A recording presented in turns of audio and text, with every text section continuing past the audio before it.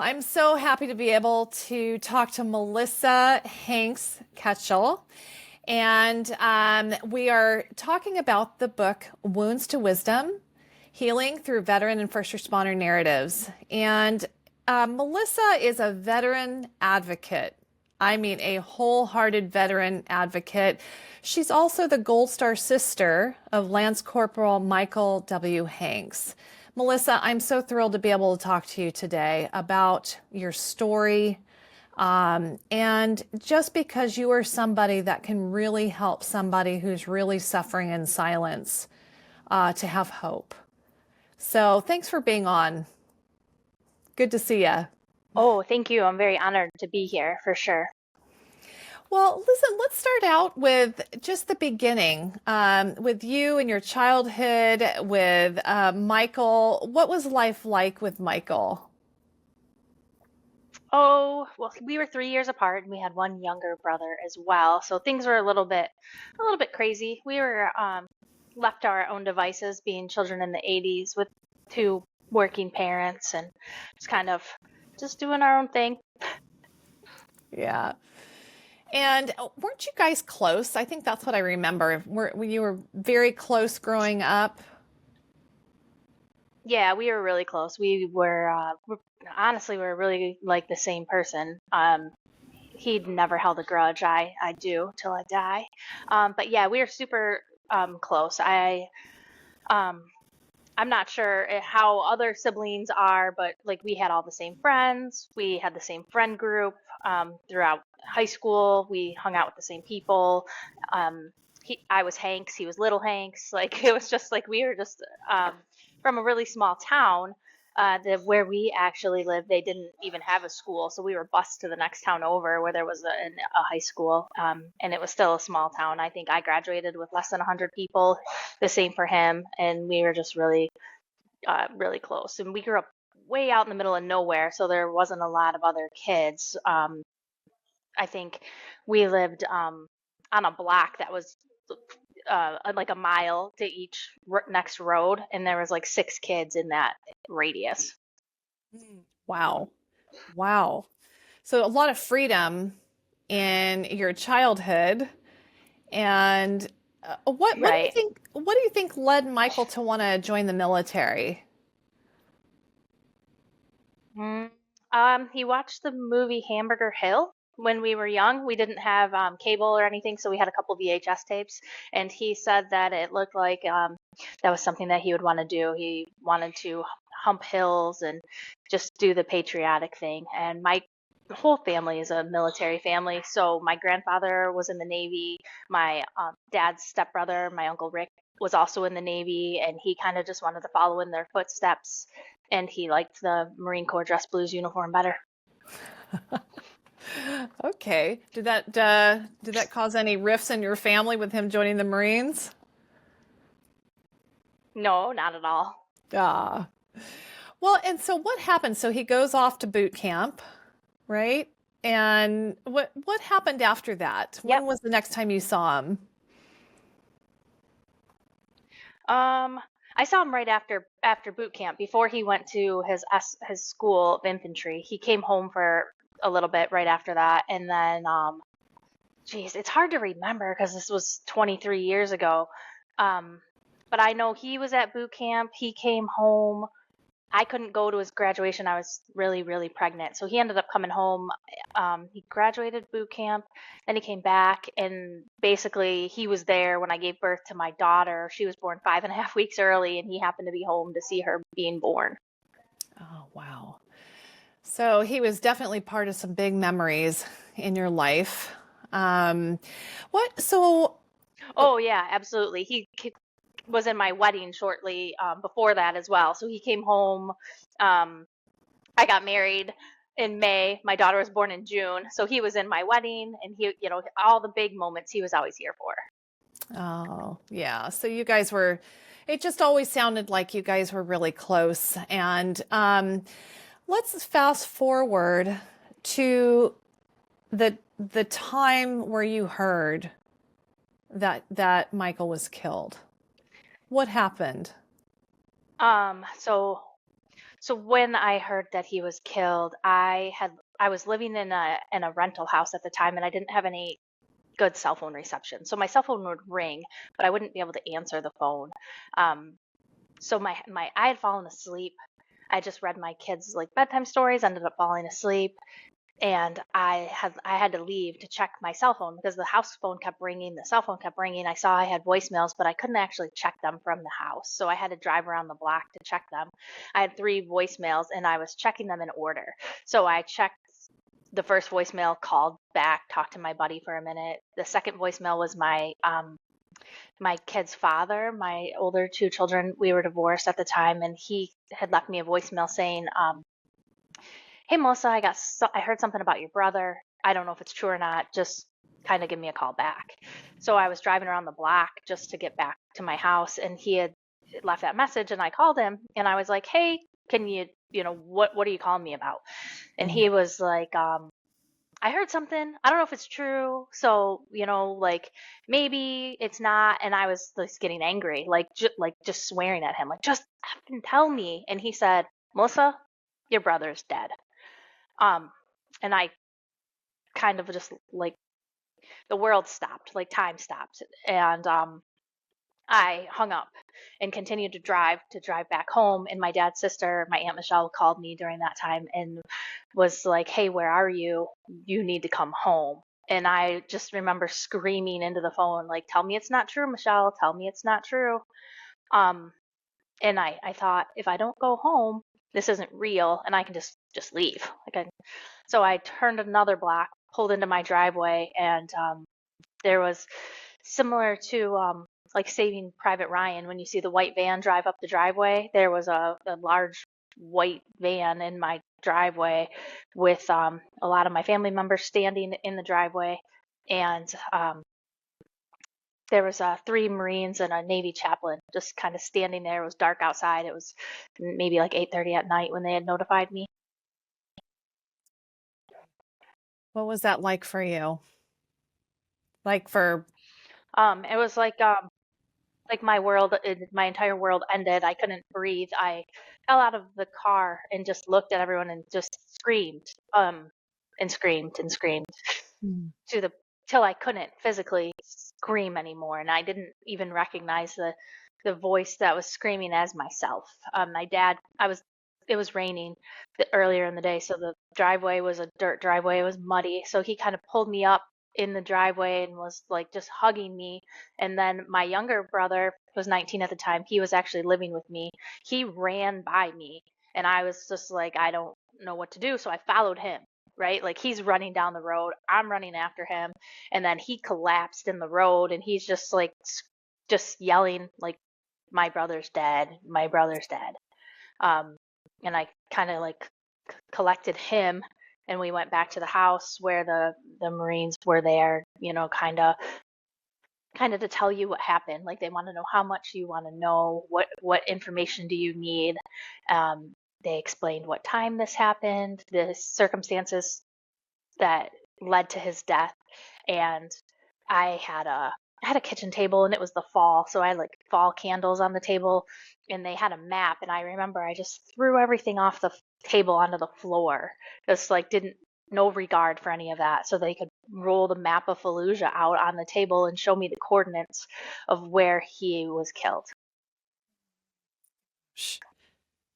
so, so you hear the news, and like you said, the world just goes in slow motion. You're trying to make sense of everything that you heard.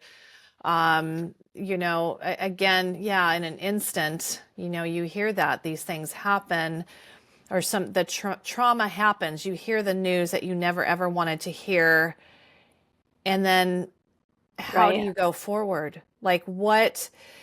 So you go through however time it was for you to process everything, to figure out what life looks like going forward, everything changing, right? What are some things that actually Right. helped you? What helped you to move forward? Um, so in the immediate aftermath, it was just staying busy. Um, we had to figure out where he was going to be buried, who was coming to the funeral, if he was going to be buried or cremated, national cemetery or local cemetery. We kind of just had to make a lot of decisions really quickly. And that kind of just occupied my mind with that. But after that, when people stop asking how you are, it's been a couple weeks, there's a lull. The thing that I found the most healing was one of his friends that actually was shot the day that he was killed, one of his Marine brothers, had reached out to me and we formed a friendship. So I just kind of leaned into him, he leaned into me, and we were both dealing with the loss of a brother in a very different way. And I leaned into him. And then from there, I just threw myself into never leaving the Marines. When they came back from Iraq, I was there in California to welcome them home. When they deployed again, I was sending them packages and just kind of building these friendships and never. I know a lot of people that I've spoke to, Gold Star families, have said that there's a secondary loss because you not only lose your family member, but you lose your military connection as well. And I didn't experience that. I just threw myself back into the military world, and I went from like the loss of my brother, which is a huge part of my life. It killed me, and a part of me will never be the same again. But I also gained a bunch of new brothers, and that was just very healing, like, to be able to have these people that are in my life, that are in my children's lives, that continued to show up. They would come to Michigan and participate in events that we would have, Mm. and just always kept me involved as far as being in the military world. I just, I love that. It makes so much sense because, there's so much isolation in a loss like that. And yet you were able to Hmm. connect with somebody who is also feeling the loss that would be so isolated if he didn't have you.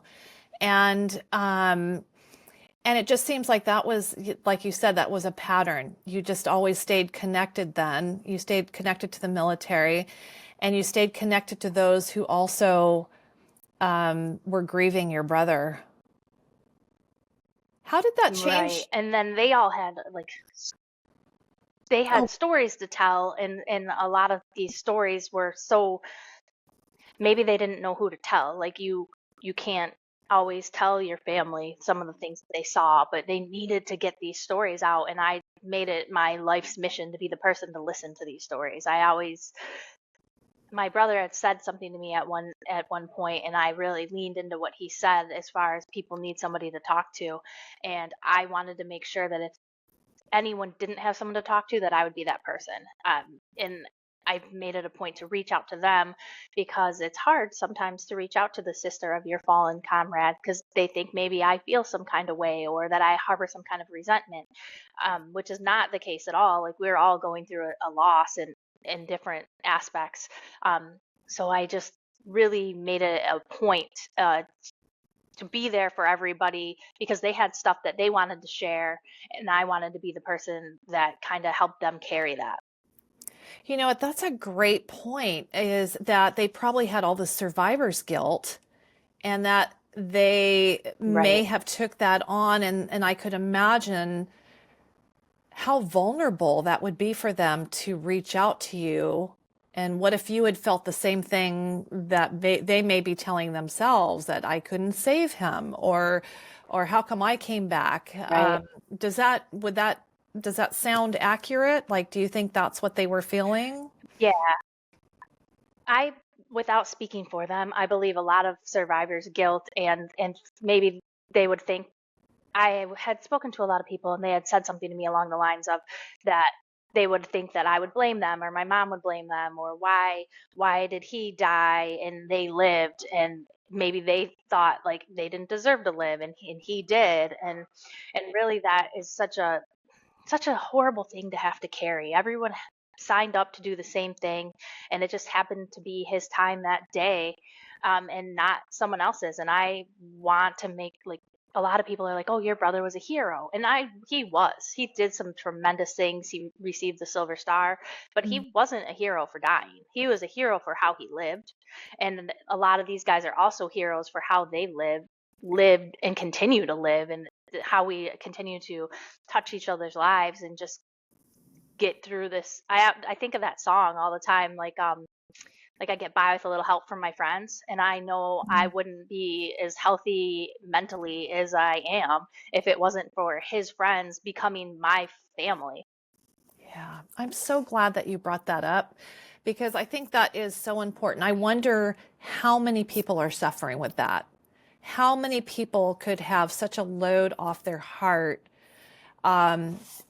if they just knew that by reaching out and by being able to share stories that the healing could begin and the connection that is so protective could begin. Can you share some more stories Yeah. about that? Um, I like stories about my connection with these guys. Yeah, Is that just more stories what of the you're asking? relief. Um, Yeah, just the relief that people have gotten to be able to connect with you. for sure. It's nice. There's several of my brothers, Marine brothers, who have named their children either directly after my brother or their middle names are Michael. So either the first name or the middle name's Michael. And it's nice for me to be able to talk to these kids and talk to them about who my brother was when he was a kid and just kind of share some stories with the kids. And I get to watch these children grow up and continue to share the story of him. And I'm sure that they'll share it with their kids. And it's in my kids, my daughters, in Army basic training right now, which is kind of funny that she went the Army route with all these, Marine uncles, but she would never have the confidence to do the things that she does without all of the like she's been able to do things that I was never able to do because she has such a big support system. I've never met another girl that can get away with so much stuff because she's got 100 uncles that are going to show up to save her, and to be able to walk through life knowing that is just just such a strong and powerful thing, and they 100% will, and everyone's very protective of her. So my children got to live without their uncle, which is so horrible. He was such a good uncle and really protective of his niece and nephew, but all five of my children have grown up like with this shadow of uncles and just a team of people that they know love their mom and that love extends to them, and just that alone, and I love all of their kids. I get to watch them grow up. It's just if you're not in this situation, it's hard to describe how powerful that is to just have this whole family. You know what strikes me too? It's just amazing. It's one simple decision you made, and that was to reach out. Like I can imagine, like thinking about the two different roads you could have gone on. You could have suffered, kind of gutted your way through life with all this pain inside, not talking about it. Because I think what you said earlier, usually when the memorial service is over, right, that's when there's a lot of loneliness because people don't ask how you're doing anymore. Life goes on for everybody, right? Everybody goes on. You're still trying to kind of Right. figure out what just happened. Um, and yet, because you reached out, you've got like these 100 other brothers and protectors and Hmm. beautiful influences for your daughter, and then they're getting healing too. So the ripple effect of that. I mean, isn't that amazing? That one choice that you made to reach out, that one choice of courage just to reach out and connect, opened your life in such a powerful way, even with such a great loss as losing Michael. Incredible. Yeah.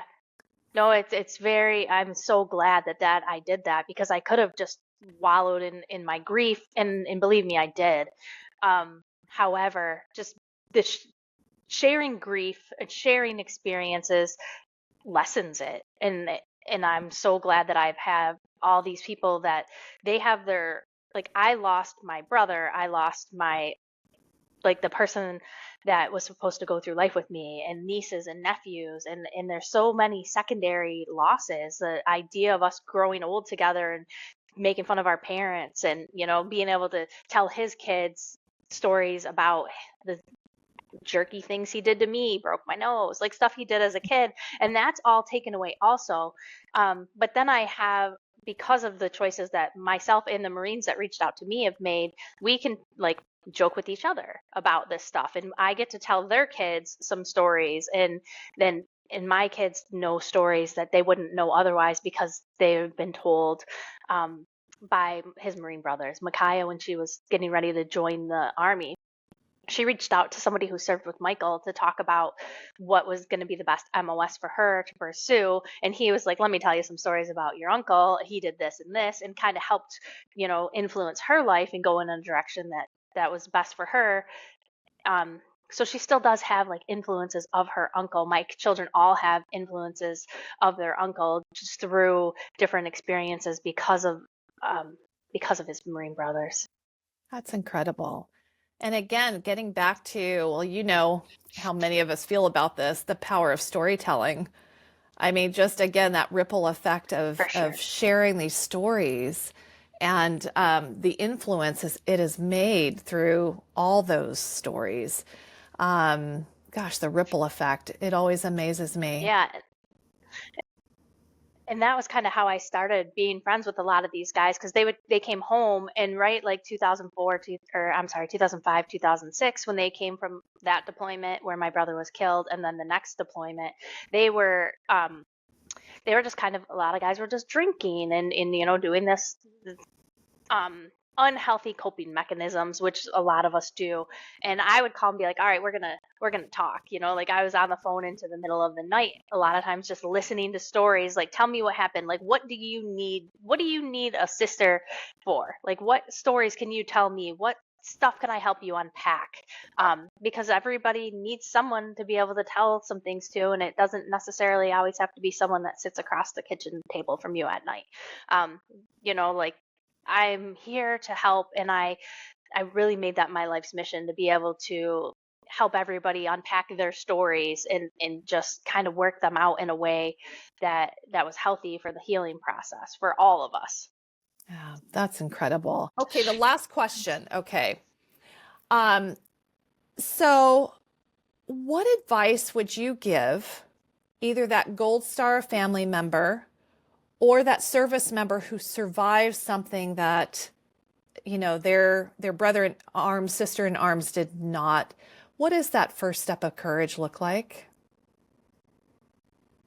Just making the phone call, sending an email, sending a letter. I know myself, when my brother's guys were still deployed, I knew a couple of their names. I sent them letters while they were deployed.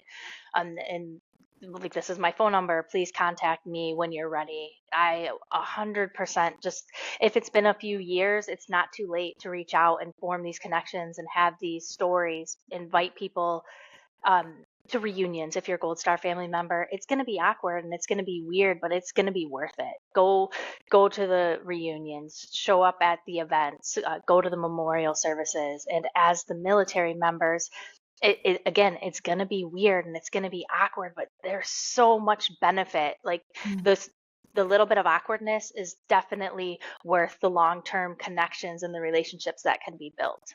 Like, everything's going to hurt, and somebody, a lot, I think sometimes I've been told, like, we don't want to remind you about your brother because I don't want you to feel the pain. But I know that my brother's dead. I know every day that he's gone. When I reconnect with those that served with him and they tell me stories about him, that helps me remember that he lived. That's a great way to put it. Melissa, I am so appreciative of you sharing your story. One story, your story is so powerful, but then hearing so many similar things from other Gold Star family members, how much it meant to them when somebody reached out to them or they connected with people that their, son served with. Your words are so powerful, and they're so important because, if people really grasped on and really put into practice what you're sharing, the healing, the effect of that could be so powerful. I just really appreciate you sharing your story. Thank you so much, Melissa. Oh, yeah. Thank you for giving me the opportunity to share. And if anyone has any doubts about these relationships, just make it weird. Reach out, talk to people. It's gonna really add benefits to your life. I love that. Make it weird. And hear more of Melissa's story in the Wounds to Wisdom, Healing Through Veteran and First Responder Narratives. You are such a powerful part of this collaborative effort. Thank you, Melissa.